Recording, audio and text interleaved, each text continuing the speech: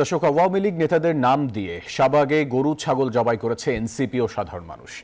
জাতীয় নাগরিক পার্টি সহ কয়েকটি দল ও বিভিন্ন শ্রেণী পেশার মানুষের দাবির মুখে গত 10ই মে রাতে ক্ষমতাচ্যুত আওয়ামী লীগের যাবতীয় কার্যক্রম নিষিদ্ধ ঘোষণা করে অন্তর্বর্তী সরকার। ওই দিন রাতেই ঢাকা সহ দেশের বিভিন্ন জায়গায় আনন্দ মিছিল ও মিষ্টি বিতরণ করা হয়।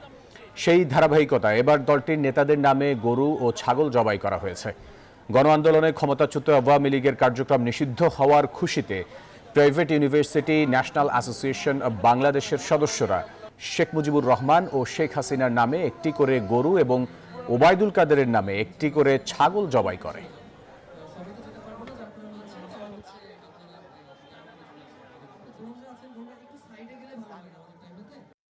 কোনোভাবে যাতে আওয়ামী লীগ নামের কোনো দল বাংলাদেশে আর কোনোদিন রাজনীতি করতে না পারে। দুটা গরু, একটি ছাগল কোরবানি দেওয়া হয়েছে এবং এখানে সাধারণ সকল জনগণকে দাওয়াত দেওয়া হয়েছে এবং আনন্দ উল্লাস মূলত যেটা আওয়ামী লীগ নিষিদ্ধের জন্য।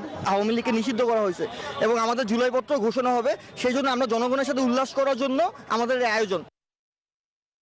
বান্ডেল থাকলে প্রতি সেনমানিতে টাকা বাঁচবে। বিকাশ সেনমানি বান্ডেল কিনে জিতুন প্রতি লেনদেনে।